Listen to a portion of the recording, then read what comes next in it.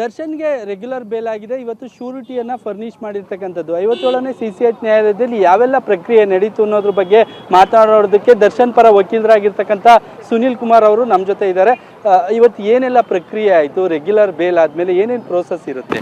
Sir, Darshan ಅವರಿಗೆ ಮೊನ್ನೆ ಉಚ್ಚ ನ್ಯಾಯಾಲಯ ಷರತ್ತುಬದ್ಧ ಜಾಮೀನನ್ನು ಕೊಟ್ಟಿದ್ರು. 13ನೇ ತಾರೀಕು ಕೊಟ್ಟಿತ್ತು.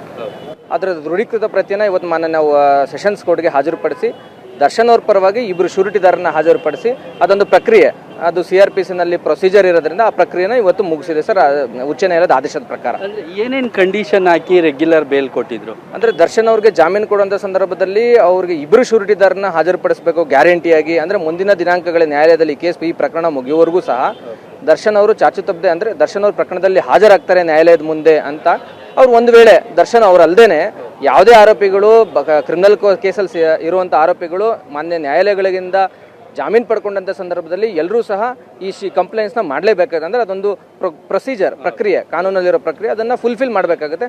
ಅದ್ರ ಪ್ರಕಾರ ದರ್ಶನ್ ಎಲ್ಲರಂತೆ ಸಹ ಅವರು ಸಹ ಬಂದು ಇವತ್ತು ನ್ಯಾಯಾಲಯದ ಷರತ್ತುಗಳನ್ನ ಪೂರೈಸಿದ್ದಾರೆ. ಅಂದರೆ ರೆಗ್ಯುಲರ್ ಬೇಲ್ ಕೊಡುವಾಗ ಪಾಸ್ಪೋರ್ಟ್ ಮತ್ತೆ ಏನು ಸರೆಂಡರ್ ಮಾಡಬೇಕು ಅಂತ ಏನು ಹೇಳಿಲ್ಲ ಅಂತಿದ್ರು. ಇಲ್ಲ, ಆ ಥರದ್ದು ಷರತ್ತು ಇಲ್ಲ ಸರ್.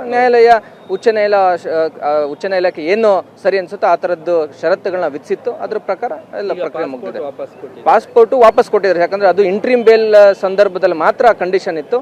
ಆದ್ರಿಂದ ಇವತ್ತು ನ್ಯಾಯಾಲಯ ನಮಗೆ ಅದನ್ನು ವಾಪಸ್ ಕೊಟ್ಟಿದೆ.